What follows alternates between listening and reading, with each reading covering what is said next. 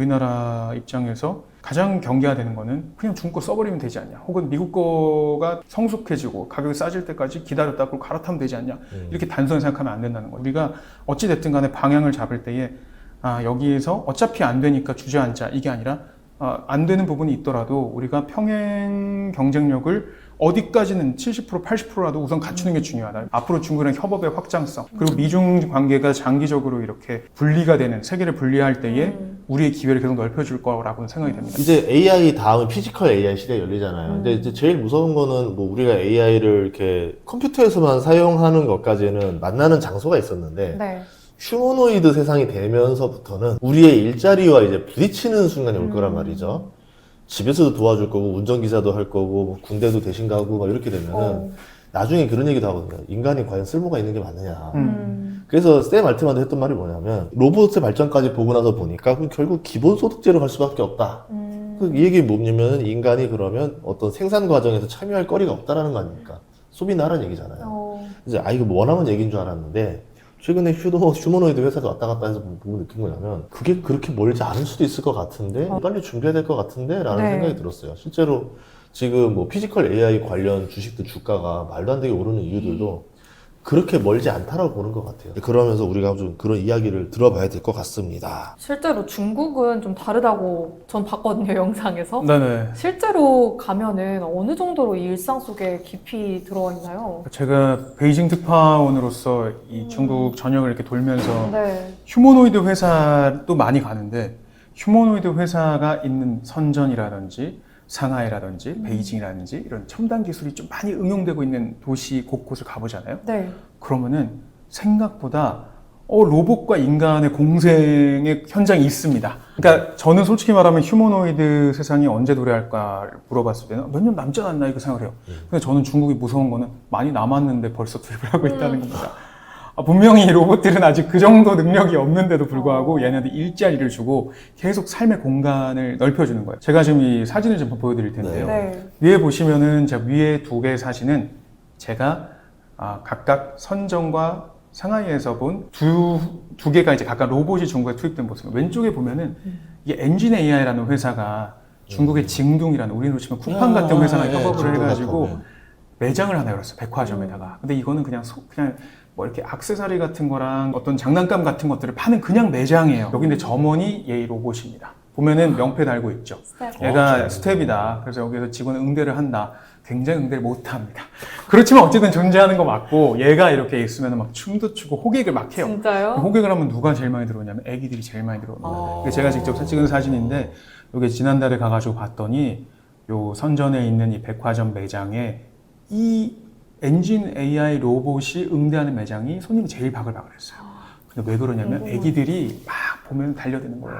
팔도 만지고, 얘가 심지어 권투를 잘하는 애여갖고 자꾸 팔 휘두르고 이러는데 애기는 무서워하지도 않고 가가지고 다리 붙잡고 있고 난리가 나는 겁니다. 중국에서는 이런 게 너무 미디어를 통해 노출도 많이 되고 일상에서 각종 이벤트를 통해 가지고 다들 보다 보니까 친근한 겁니다. 그래서 휴머노이드 로봇이 이렇게 점원을 일하고 있고, 오른쪽에는 에지봇이라는 중국의 메인 휴머노이드 회사의 로비 입구입니다. 지난해 12월 25일 크리스마스쯤에 제가 갔는데 여기에서 맞이하고 있는 직원이 바로 휴머노이드 로봇이고, 얘는 산타클로스 모자를 쓰고 있죠. 그리고 그 뒤에 굳이 이 로봇독이 계속 왔다 갔다 거리면서 알짱거립니다. 뒤에 보이시죠? 그리고 밖에 또 하나의 휴머노이드 로봇이 사람들한테 안내를 해주고 있어요. 걔한테 질문을 하거나 자리를 알려달라 뭐 이렇게 하면은 걔가 알려주는 거예요. 근데 이런 것들은 사실 보면은 굉장히 그냥 지금도 웬만한 휴머노이드 회사, 중국이 아니더라도 다 할 수 있는 정도가 아닌가 싶을 수 있어요. 근데 차이는 뭐냐면 실제로 매장에 투입을 하고 있다. 그럼 데이터가 계속 쌓일 거 아니에요? 쌓이는 오디오가 거죠. 계속 잡힐 거고. 네. 그리고 아래쪽을 보시게 되면 이제 AI가 또 어떤 식으로 중국에서 많이 이용되느냐를 조금 같이 보여드리는 건데, 제가 상하이에 있는 한 식당을 갔더니 거기에서는 이런 식으로 음식을 그냥 담아버리면은 자동으로 마지막에 이 무게를 재고 음식의 종목들을 다 확인해가지고 가격을 다 매겨줘요. 그러고 나서 얼굴 안면 인식을 통해서만 이 식당에서 결제를 가능해요.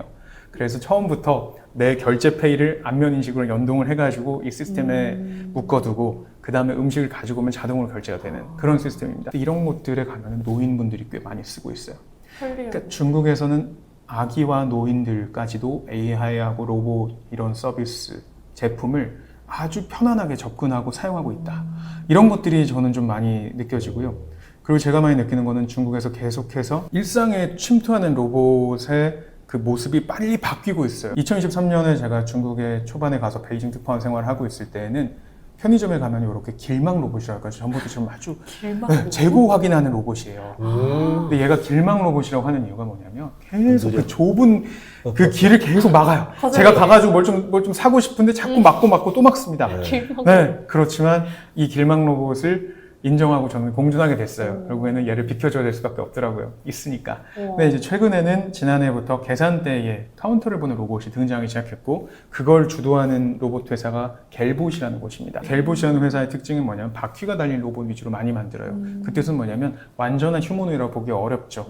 두 팔 두 다리는 있어야 그래도 휴머노이드를 쳐야 되는데 그런데 상용화를 앞당기는 과정에서 우선은 그 중간 단계 모델을 만들어서라도 투입을 하고 있는 겁니다. 그래서 지금 현재 중국의 휴머노이드 로봇의 응용만 봤을 때 파는 이래요. 서비스업에서는 정규직이다. 그래서 서비스업 쪽, 그러니까 뭐 커피를 판다라든지 팝콘을 나눠준다라든지 앞에서 접객을 한다든지 이거는 휴머노이드가 다 하고 있습니다. 실제로 얘네는 의미가 있고 제조업에서는 그냥 인턴입니다. 뭐냐면 현재까지도 제가 최근에 베이징에 있는 엑스휴머노이드라는 이런 회사들 가가지고 얘기를 나눠보고 교류해보면은 아주 솔직하게 말하면 중국의 그 어떤 공장이나 제조업 현장에 투입된 휴머노이드 로봇도 실질적인 생산력 증대에 도움되는 경우는 없다. 다 테스트, 시연, 그 다음에 얘네에 대한 어떤 최적화 작업을 하는 중이라는 거죠. 그런데 그럼에도 불구하고 중국의 수많은 휴머노이드 회사들은 다 BYD라든지 이런 대형 전기차 회사라든지 대기업들, 또 징둥이라는 물류망을 가진 회사 이런 데를 연결돼 가지고 다 실전 투입은 되고 있어요. 이게 또 다른 점이고 이렇습니다. 제가 느꼈을 때는 이 로봇의 손 있잖아요. 네네. 이게 아직까지 해결이 다 덜 된 것 같은 느낌이에요. 맞아요. 미국도 그렇고. 맞습니다. 중국도 지금 그 손 쪽에서의 어떤 정교함이 많이 떨어지는 거죠. 손의 정교함이 굉장히 많이 떨어지고 중국에서도 기본적으로 휴머노이드 로봇의 3대 병목으로 제일 많이 꼽는 게 OS, 뇌를 제대로 할 수 있느냐. 그 다음에 과연 데이터 수집을 할 때에 시뮬레이션 데이터, 그러니까 이게 가상 데이터 위주로 가야 되느냐 아니면 진짜 데이터 수집하는 게 그만큼 의미가 있느냐 이거 질문이 많이 있고 세 번째가 말씀하신 손의 정교함입니다. 손이라는 것 자체가 솔직히 말하면 로봇팔 회사를 우리가 하도 많이 봐가지고 야 로봇팔 회사가 도입된 지가 언젠데 팔 얘기야 손 얘기야 이러잖아요.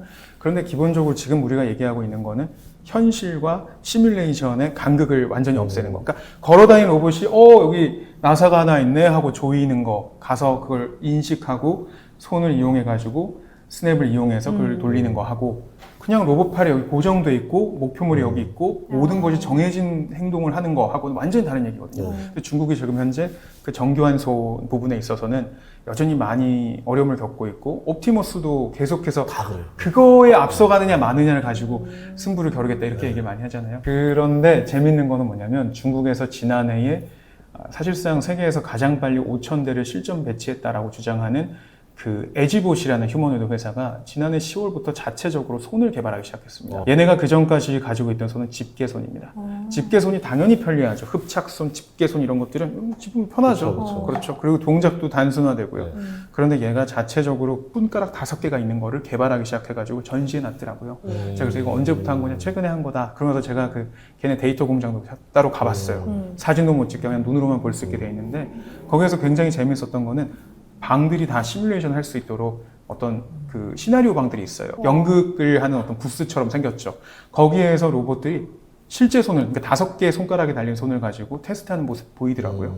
요거를 지금 현재 중국에서 나름대로 빨리 극복을 하려 노력하는 거는 맞습니다. 요리가 제일 힘들겠더라고요. 왜냐하면 손의 방식이 접근 방식이 여러 개가 있더라고요. 그러니까 이제 이 센서로 가는 쪽으로 갈 거냐, 뭐 압착으로 갈 거냐, 서로 공식은 다르겠지만 힘을 줬다가 뺐다가 약하게 했다 해야 되는 거 요리에서는 그 스무트 들어갈 거고 아직 그래서 요리하는 휴머노이드를 못 본 것 같아서. 그렇죠. 발열 문제가 사실 그러니까 아까 3가지 병목 얘기했지만 그냥 대표적으로 앞으로 계속 얘기해야 되는 것 중에 하나는 발열 해결이죠. 손가락에 그렇게 많은 센서 들어가고 부품 들어가고 액추에이터 들어가고 난리가 났는데 이 거대하고 무거운 손을 움직이는데 좀만 움직여도 뜨거워지죠.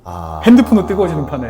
네, 그러면 이걸 어떻게 시키느냐. 이게 가볍지가 않군요. 지금 단계에서는 우리가 생각하는 손의 기능을 구현하기 위해서는 무거운 손이 될 수밖에 없어요. 우리 웍질하는데 네. 이걸 수많은 모터로 맞아요. 돌려서 들어가는 거잖아요. 그래서 지금 휴머노이드 로봇 손은 어떻게 보면은 초저가 만드는 바느질 하듯이 만드는 로봇손 해가지고 초저가로 모양만 만들어내는 로봇손. 그 다음에 아예 인간 손하고 다른 노선을 가는 집게손, 흡착손 뭐 이런 거. 그 다음에 마지막으로 궁극적으로 가려고 하는 진짜 인간 손, 흡사한 손 이렇게 세 가지로 가고 있고 중국 현재 3단계에서 옵티머스랑 같이 경쟁을 하려고 한다 이렇게 보시면 됩니다. 그럼 저 로봇 연극은 뭐예요? 아 이거는 제가 이번에 올해 그 설날에 중국에서 전 국민이 반드시 봐야 되는 그 설날 프로그램이 있어요. 춘완이라고 해가지고 춘제 갈라쇼라고 많이 우리한테 알려져 있는데 그때의 로봇 4개 회사의 로봇들이 출연진으로 이번에 등장을 했습니다. 그 중에 하나가 연극이었는데 이게 뭐냐면 우리 휴머노이드 로봇 손자들이 막 나와가지고 할머니를 즐겁게 해줘요. 아 너의 진짜 아들은 오지 않았지만 로봇 손자들이 너를 즐겁게 해줄 거야 라고 하면서 할머니가 기뻐합니다. 이건 우선 인간을 대체할 수 있는 것은 무엇이다? 로봇이다. 그리고 인간만큼이나 감정적으로 연동할 수 있고 우리 사회에 들어올 수 있는 건 누구냐? 휴머노이드 로봇이다. 이런 메시지를 던져주죠. 근데 저는 이제 이런 것들이 굉장히 충격적으로 느껴지거든요. 제 입장에서 시나리오 누가 썼어? 이런 느낌인데 사실 재밌다고 다들 봤어요. 여기서 던지고 싶은 메시지가 있었잖아요. 네, 그렇죠. 로봇이라는 거를 홍보하기 위해서 맞춰놓고 대본을 쓴 거니까 시나리오 흐름 이렇게 나온 거고 네. 이거는 로봇이라는 거를 친숙하게 다가가게 만들기 위해서 가장 시청률 높은 시간대에다 집어넣어서 만드는 거잖아요. 맞아요. 그러니까 저도 제가 봤을 때 중국 입장에서는 휴머노이드 로봇의 지금 현재 설정한 목표 자체가 인간 사회에 빈틈없이 쫙 들어와서 녹아들 수 있는 그런 로봇을 많이 꿈꾼다는 많이 느끼고 미국이나 우리나라 같으면 아틀라스라든지 뭐 피겨 02, 뭐 03, 그 다음에 옵티머스 곧 나올 뭐 3세대 이런 것들 전부 다 어떻게 보면 공장에서 제조업 현장에서 실질적으로 일을 잘할 수 있느냐 이거 많이 보잖아요. 그러니까 이게 메시지가 많이 달라요. 중국이랑 외부랑. 네, 여기는 어쨌든 이게 좀 친숙하게 해서 집에서 어쨌든 휴머노이드 하나씩 배치해라라는 의미로 넣은 거잖아요. 그런 다음에 데이터가 이제 쌓이면서 더 속도를 내겠다는 거고. 저 갑자기 생각난 게 지금 딱 대표님께서 네. 말씀하시니까 지난해 하반기 한 10월쯤이었나요? 중국의 한 휴머노 로봇 회사에 갑자기 부미라는 모델의 휴머노 로봇을 내놨어요. 가격이 얼마인 줄 아세요? 얘는 춤도 추고 다 해요. 근데 가격이 200만 원. 얘 자체가 그냥 그만큼 당장 휴머노의 특성만 최소로 다 담은 그리고 94cm밖에 안 되는 작은 모델이에요. 그리고 이런 로봇이 지금 현재 너네가 집에 당장 들여올 수 있는 로봇 청소기 같은 것이다 라고 얘기를 하는 거예요. 근데 사실 중국에 제조업에 들어가야 되는 뭐 유비테크, 유니트리 H2 뭐 이런 약간 좀 그런 약간 상위급 모델들은요 여전히 가격이 1억 가까이 하거나 넘어가요. 그런데 동시에 중국에서 200만 원짜리 내놓는다. 이게 저는 굉장히 중국 모델이 재밌다고 생각을 하는 거예요. 우선은 엄청나게 시장을 키우고 있는 거죠. 완전. 이거 전기차 때 썼던 전략이랑 태양광 똑같아요. 때 똑같은 전략이잖아요. 전기차, 태양광, AI, 휴머노이드 전부 그렇습니다. 그러니까 먼저 선점하겠다는 의지네요. 네, 야. 시장부터 확 키우고 보는 거예요. 아니 근데 이런 나라가 없으니까 당연히 선점을 할 수밖에 없겠네요. 저도 이제 그게 그런 거예요. 예를 들어서요, 아까 말씀드리는 부미 이런 걸 우리나라 만들 수 있을까요? 못 만듭니다. 그러니까 기본적으로 걔는 심지어 귀엽게 생겼고 기능도 거의 다 있어요. 그런데 우리는 시장이 없죠. 그걸 네. 만들어서 누가 사요? 맞아요. 유통책도 마련하기 어렵죠. 중국의 쿠팡이랑 모델이 거의 비슷한 아마존 비슷한 회사가 징둥이라는 회사인데 징둥이 요새 제일 많이 광고 때리는 문구가 뭔지 아세요? 로봇 살려면 우리한테 오세요 이거예요. 이거를 그냥 광고판을 걸어요. 야. 휴머노이드 마라톤 때에도 징둥이 스폰서예요. 쿠팡이 만약에 우리나라에서 여러분 휴머노이드 로봇 쿠팡에서 사세요. 이상하잖아요. 근데 아까 부미 같은 그런 모델이 왜 존재하고 왜 살아남냐. 네. 이런 중간 유통책이요. 소비자하고 연결해줘요. 그 다음에 그 많은 회사들이 B2B로는 거래가 가능한데 만약에 그러니까 소비자한테 직접 판매할 때는 여러 가지 세금 문제가 생기고 이럴 수 있거든요. 그렇죠. 중간 유통만 그렇게 중요한 거예요. 이거를 징둥이 해결해줘요. 그러니까 이런 시스템도 사실은 다른 나라에서 많이 보기 어렵죠. 지금 징둥닷컴 주식 사도 되겠다. 그 징둥닷컴 주식이 미국에 상장돼 있잖아요. 징둥이 중국에서는 민간 기업 중에 매출이 제일 큰 기업이에요. 네. 저는 굉장히 웃기다고 생각하고 그 기업을 자주 놀러 가는데 징둥이 맨날 가면은 거기 직원들은 이렇게 얘기해요. 우리는 세상에서 가장 촌스러운 기업을 추구한다. 그 회사가 뭐냐면요. 원래는 LG, 삼성의 뭐 메모리 반도체 이런 거 있잖아요. 그러니까 소비자용 반도체 이런 거 판매하던 용산 상가의 점주가 창업한 회사예요. 그래서 3C 제품이라는 거를 굉장히 좀 약간 고급스럽게 잘 팔고 싶다라고 해가지고 온라인 플랫폼을 만들었고 그게 커지고 커져가지고 쿠팡이 된 케이스. 이거 말 나온 김에 하나 더 말씀드리면은 징둥이 쿠팡이잖아요. 그러면은 알리바바가 우리가 더 익숙하잖아요. 걔가 제일 큰 전자상거래 업체 아니었냐. 그렇죠, 그렇죠. 근데 알리바바는요, 오프라인 매장을 줄여요, 오히려. 그리고 걔는 오히려 AI 안경 같은 걸 이용해가지고 소프트웨어 파워를 극대화해서 그 AI 안경으로 보는 모든 거를 판매하는 세상을 추구하는 것처럼 저는 느껴져요. 그래서 그 두 개의 회사가 지금 중국 전자상거래에 완전히 두 개의 미래를 다르게 그리고 있습니다. 어찌 보면 두 개의 미래 다 공존하겠죠. 그럼 징둥은 네. 해외로는 안 하는 거? 그 중국 내에서만 하는 거예요? 한국 진출했습니다, 지난해. 아, 징둥? 네네. 징둥도 많이 진출하고 있고 해외에서는 조이 어떤 이름으로 아마 움직이고 있을 거예요. 그래서 유럽에서는 좀 키우고 있을 겁니다. 아니 이 로봇이 모빌리티 시장이라 보면 네. 우리는 자동차 사러 이제 뭐 비아디라든가 현대라든가 이런 데 갔겠지만 이제 징둥으로 가야 되는 시대를 된다면은 굉장히 큰 모빌리티 시장까지 다 먹겠다는 얘기잖아요. 맞아요. 그리고 징둥은 자체적으로 원래부터 LGB 로봇도 엄청 많이 개발한 곳이에요. 그래서 지금 휴머노이드 쪽에도 굉장히 많이 지원을 하고 투자해주고 그다음에 걔네한테 실습 기회를 주고 이런 회사거든요. 그래서 저는 그래서 징둥에 대해 관심 있게 보는 하나의 또 다른 포인트는 얘가 언젠가 휴머노이드 산업에 대대적으로 들어가거나 자체 개발을 완벽하게 하거나 그러니까 지원 수준이 아니라 그러면 그거는 휴머노이드가 완전히 능력을 갖췄다는 신호가 될 수도 있죠. 그래서 징둥을 바라보는 거가 휴머노이드 산업에 여러 가지 의미가 있습니다. 휴머노이드 판매가 얼마까지 이루어질 것인가, 앞으로 휴머노이드가 어디까지 능력을 갖출 것인가, 뭐 이런 것들을 예측하는데 또 가늠하고 확인하는데 굉장히 도움이 되는 기업이에요. 그럼 실제로 이 수치적으로 봤을 때 이 점유율이 지금 80%인 거예요? 중국 휴머노이드가 결국에는 실전 배치에서 압도적으로 우위를 차지하면서 전기차 시장에서 했던 모델 그대로 가져오고 있는데 지난해 실전 배치 80%를 중국 회사가 다 했죠. 대표적으로 LG봇, 유니트리, 그다음에 유비텍 이 세 회사가 전 세계 휴머노이드 로봇 배치의 80%를 차지했습니다. 그리고 이건 조금 오래된 거긴 하지만 휴머노이드 로봇 시대로 접어들 때에는 중국의 휴머노이드 모델이 압도적으로 많았습니다. 그래서 61%를 차지했죠. 근데 여기 40종이나 되어 있는데 지금 현재 중국에서 봤을 때에 실질적으로 역량을 갖춘, 그러니까 1부터 100까지 휴머노이드를 제작할 수 있는 기업이라고 할 수 있는 곳은 투자자들은 보통 15곳 정도로 보고 있어요. 그리고 이제 보시다시피 영향력 자체도 굉장히 커지고 있는 거죠. 왜냐하면 중국은 기본적으로 어떤 산업을 키울 때에는 시장을 빠르게 확대하는 동시에 공급망 장악을 제일 중요한 과제로 여기거든요. 그래서 클러스터 만드는 거 이런 것들. 근데 지금 휴머노이드는 어떤 면에서 의미가 있냐면 트랜스포머 생각나시죠? 영화. 거기서 자동차가 갑자기 벌떡 일어나서 로봇으로 변신하잖아요. 그거 똑같이 전기차 공급망을 그대로 이어받은 그 모습이에요. 그래서 중국의 남방 지역에 가면은 뭐 숭산 호수 근처라는 곳이 있는데 여기에 이제 제 KBS 선배 한 분이 갔다 오셨어요. 취재하러 갔다 와가지고 하는 얘기가 거기가 옛날에는 화웨이를 위한 부품 공장이었다가 그 다음엔 전기차 회사를 위한 부품 공장이었다가 최근에 휴머노이드를 위한 부품 공장으로 바뀌었더라. 이렇게 설명해 주시는 거예요. 제가 딱 듣고 맞다 싶더라고요. 그게 바로 지금 부품 공급망 점유율이 63%인 이유입니다. 그래서 제가 맨날 이렇게 어디 가면 그런 얘기 해요. 중국의 휴머노이드 산업은 지금 어떤 스타일이냐. 프랑켄슈타인 스타일이다. 이게 얼마나 찰떡 같은 비유냐면은 제가 이거 원전을 읽어보면 이런 부분이 나오거든요. 영어는 완벽하다. 영어는 완성됐다. 다만 몸이 불완전하다. 어떤 몸을 구할까? 그래도 기왕이면 인간 모습이라고 하는 내용이 나옵니다. 이 미친 과학자가 그렇게 얘기해요. 근데 그게 되게 재밌는 얘기지 않나요? AI가 그만큼 발전했잖아요. 저는 솔직히 나보다는 우리 그래도 클로드랑 GPT가 좀 똑똑한 것 같다 이 생각 많이 해요. 그렇지만 휴머노이드 로봇이 이만큼 뒤쳐져 있다는 게 우리가 몸을 되게 간과하는 거거든요. 인간의 이런 동작, 인간의 몸을 움직이는 이 능력이 대단한 거거든요. 이게 손해부터 시작해가지고 모든 밸런싱, 그 다음에 이 작은 근육, 섬세한 모든 조직 하나하나가 대단한 건데 그래서 프랑켄슈타인이 그렇게 나와요. 몸이 더 어려운 거다.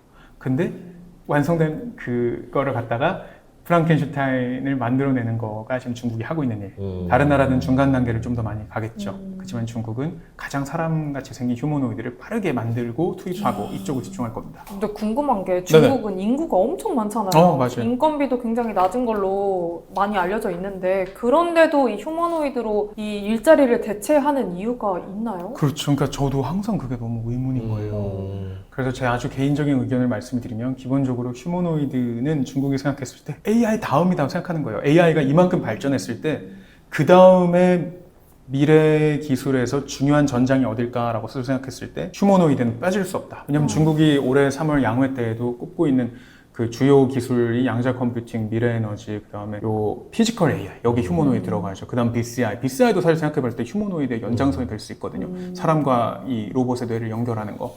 이런 것들이란 말이에요. 그래서 제가 봤을 때는 미중 경쟁을 위해서도 그렇고요. 또 한 가지는 중국은 제조업이 중요한 국가입니다. 한 나라가 기본적으로 세계에서 초강대국으로 완성이 되려면은 보통 얘기하는 몇 가지 조건이 있잖아요. 거대 시장이라든지 그러니까 소비가 필요하고 그 다음에 엄청나게 많은 인재, 그 다음에 이 클러스터라고 할 수 있는 제조업 역량이 엄청 많이 얘기가 되고 뭐 그런 것들을 얘기가 됐을 때에 제조업 역량은 중국이 포기하지 못하는 부분이거든요. 근데 이거를 가장 효율적으로 저출산 시대에 안정적으로 가져갈 수 있는 방법, 또 다른 나라가 생각했을 때 가장 위협적인 제조업 역량, 전 당연히 휴머노이드라고 생각합니다. 지금 뭐 맨날 우리가 얘기했을 때 암흑 공장 얘기하고 스마트 공장 얘기하고 하지만 그거 중국 입장에서는 뛰어넘고 싶은 전 단계일 수 있어요. 최종적으로 원하는 거는 인간이 지금 활용하고 있는 모든 공간에 아무 문제 없이 똑같이 파고들어서 인간이 사용하는 문고리를 그대로 돌리고 인간이 이용하는 기기를 그대로 돌릴 수 있는 휴머노이드 로봇, 그걸 이용한 공장, 제조업, 그 다음에 절대 파업하지 않고 절대 혼란을 빚지 않는 일꾼들 필요하죠. 중국도 지금 저출산인가요? 굉장히 심각합니다. 그 중국이 2년 전에 신생아 1,000만 명, 물론 우리나라 30만 명도 우리 환호하고 있지만 어쨌든 1,000만 명에서 떨어졌어요. 그리고 나서 계속 매년마다 떨어지고 있는 추세입니다. 그래서 중국에서는 지금 신생아가 너무 적고 사람들이 결혼을 안 해가지고 너무너무 걱정을 많이 하고 있는 상황이에요. 그러면 궁금한 게 실업률이 굉장히 오르는데 그거에 대한 대책도 있나요? 실업률이 굉장히 많이 오를 때에는 샘 얼트만이 했던 기본소득 실험을 여러분 생각해보라라고 중국 말하고 싶을 것 같아요. 중국은 애초에 공산주의니까. 사실 그렇죠. 공산주의지만 막상 중국이 과연 그렇게 네. 이 시장 경제를 운용하지 않는 국가인가? 전혀 아니죠. 그렇죠. 그 다음에 중국은 제일 중요하게 생각하는 게 시장의 활력인데 그런 면에서는 엄청난 경쟁과 각자 도생이 있어야 되죠. 그런데 이런 것들을 지금 미중 경쟁이라는 어떤 그 프레임 속에서 사람들이 좀 납득하게 많이 만들어주고 첨단 기술이 나아가는 방향을 좀 더 명확하게 제시함으로써 사람들이 이해하게 만들고 그런 건 있습니다. 결과적으로는 제가 봤을 때 중국의 지금 젊은 세대들은 전부 다 외동이잖아요. 네. 외동이기 때문에 이분들 전부 다 먹고 살 만큼의 돈은 있거든요. 그래서 이 사회적인 안정도 어느 정도 유지될 가능성이 높은 상태입니다. 그런데 중국에서는 대부분 윗세대들이 다 부를 축적을 했죠.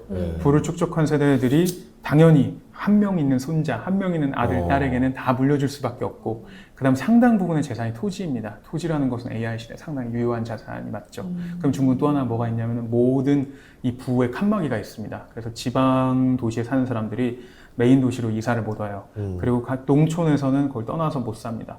여러 가지 이런 칸막이들이 있는 것이 결과적으로 이 사람들의 어떻게 보면은 현재 안 빈낙도할 수 있는 그런 정신 상태를 만들어주는 부분이 있어요. 평균 자산은 늘어날 수도 있겠네. 세대가 넘어가도 계속 오히려 물려받는. 인당 그렇죠. 네. 1인당 자산이 어느 순간은 나쁘지 않을 수 있죠. 왜냐면 실제로 소비를 움직이는 아까 이런 것들 할 수 있는데 1선 도시, 2선 도시 네네. 사람들일 거니까 맞아요. 상속세가 없어요. 없습니다. 그러니까 네. 그대로 그냥 플러스가 되는. 우리는 할 때마다 반토막인데 부동산의 상속세는 없는 건 맞고 다른 거는 있겠죠. 부동산을 물려주기 되게 쉬운 나라는 맞아요. 그러면 조금 전에 에지봇이 5,000대를 팔았다고 말씀해 주셨잖아요. 그게 어떻게 가능했던 거예요? 그게 왜 가능하냐면 중국은 모두가 국가가 이걸 해라 라고 하면 그쪽으로 달려가는 나라입니다. 그러다 보니까 지방정부 사죠. 교육기관 사죠. 그 다음 각 대기업에서 특히 투자한 기업들 입장에서는 자기가 투자한 것들을 띄워주고 도와줘야 되니까 또 구매를 해주죠. 그 다음에 대여업 같은 것이 또 활성화됐죠. 그러다 보니까 다른 나라에선 생각하기 어려운 수요가 많이 발전이 됐습니다. 중국도 근데 지금 마찬가지예요. 똑같이 앞으로 이 수요를 어떻게 안정적으로 유지할 것인가에 대한 고민이 많이 커지고 있습니다. 그래서 빨리빨리 제조업이나 이런 데다가 안정적으로 투입이 돼가지고 그게 수입을 만들어낸다는 걸 보여줘야 되는데 그러다 보니까 중간 단계 로봇이 뜨고 있는 거예요. 갤봇이 휠형이죠. 그럼 다리도 없는 로봇이 지금 휴머노이드 대표 주자가 됐거든요. 중국에 투자를 제일 많이 받아요. 톱3입니다. 이런 기업들이 많이 뜨고 있는 이유가 거기 있다라고 많이 느껴지고요. 에지봇 같은 경우에는 지금 현재 계속해서 그 로봇의 세대 교체를 또 빨리빨리 이뤄내면서 기술 표준도 만들고 있어요. 지금 보시면은 제가 이 표를 만들어 왔는데 2023년부터 2025년, 특히 2024년에 세 종류의 휴머노이드 로봇을 만들어냈고요. 지난해에 또 세 종류를 업그레이드 시키고 그 다음에 올해 또 한 종류를 만들어내고 이렇게 했어요. 그러니까 이런 속도가 엄청나죠. 근데 이렇게 되면 중국산 휴머노이드가 한국에도 결국은 들어오게 될 것 같은데 그 시점은 어떻게 될까요? 벌써 유니트리가 우리나라 매장에서 팔리고 있더라고요. 제가 그걸 보고 굉장히 큰 충격을 받았어요. 왜냐하면 한국인이 중국에 대한 어떤 생각들이 있잖아요. 그런데 그런 것들을 넘어서서 특히 민간 기술 제품이라고 할 수 있는 휴머노이드가 우리나라의 일반 소비자 매장에 깔렸다. 이거는 우리가 중국의 기술에 있어서 굉장히 포용적이 됐다라는 소리거든요. 그럼 대체제가 많이 없다라고 느껴버린 거라고 생각해요. 비슷하게 DJI라는 것이 전 세계에서 그렇게 많은 논란의 기업이 맞지만 촬영 장비는 누구나 쓰잖아요. 유튜브 하시는 분들 다 이거 들고 있잖아요. 예. 그것만 생각해봐도 어떤 중국의 첨단 기술이 새로운 표준을 만들고 가격을 낮추고 이 두 가지를 해냈을 때에는 우리가 어쩔 수 없이 그걸 쓰게 되고 심지어 그거를 적극적으로 도입하는 영역까지 이르게 된다. 라는 게 저의 생각이에요. 그런데 이럴 경우에는 우리나라 입장에서 가장 경계해야 되는 거는 그냥 중국 거 써버리면 되지 않냐. 혹은 미국 거가 성숙해지고 가격이 싸질 때까지 기다렸다 그걸 갈아타면 되지 않냐.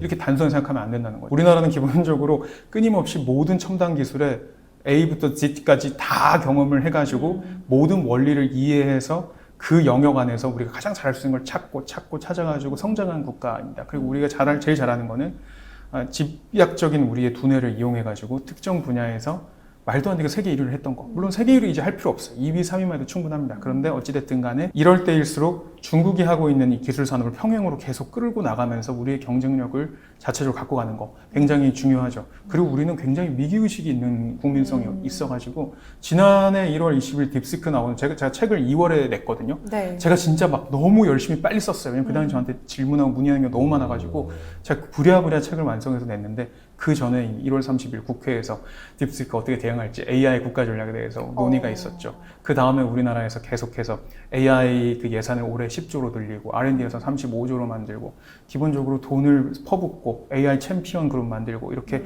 다 쫓아가고 있습니다. 그러니까 이런 것들은 결국 우리가 어찌됐든 간에 방향을 잡을 때에 여기에서 어차피 안 되니까 주저앉자 이게 아니라 안 되는 부분이 있더라도 우리가 평행 경쟁력을 어디까지는 70% 80%라도 우선 갖추는 게 중요하다. 우리 AI 모델에도 뒤쳐져 있고 AI 반도체에 뒤쳐져 있지만 지금이라도 그걸 계속 해야 된다. 데이터 센터 지금이라도 빨리 확충해야 된다. 이런 쪽으로 가고 있는 거는 저는 어쨌든 기술 주도권이라든지 앞으로 중국이랑 협업의 확장성 그리고 미중 관계가 장기적으로 이렇게 분리가 되는 세계를 분리할 때에 우리의 기회를 계속 넓혀줄 거라고는 생각이 됩니다. 다만 중국이랑 직접적인 어떤 협업을 하는 게 굉장히 어려워진 건 사실이에요. 그거는 저희가 계속해서 잘 생각해봐야 어떤 협업을 가능하게 할 것인가. 그러면 결국 한국이 할 수 있는 거는 이 로봇을 가지고 우리가 돈을 벌 수 있는 방법들, AI를 가지고 돈을 벌 수 있는 방법들, 그 응용 방법을 기초는 기초 쪽보다 응용 쪽으로 많이 타겟팅을 잡는 게 더 투자자로서는 그게 훨씬 나을 수 있겠죠. 투자자로서는 그게 낫죠. 투자자로서는 그게 낫고 국가로서는 기초를 해야 되고. 포기하면 안 되고. 그리고 휴머노이드 같은 경우는 다행히 우리나라 가지고 있는 제조 역량이 잘 녹아들어오고 있기 때문에 요거는 끝까지 끌고 갈 수 있는 산업에 속하죠. 그리고 어쨌든 중국에서 말하고 있는 거는 범용성이 넓은 사람하고 완전히 흡사한 휴머노이드 로봇을 단시간에 빨리 만들어내는 것이라면 우리는 각 시나리오별, 공장,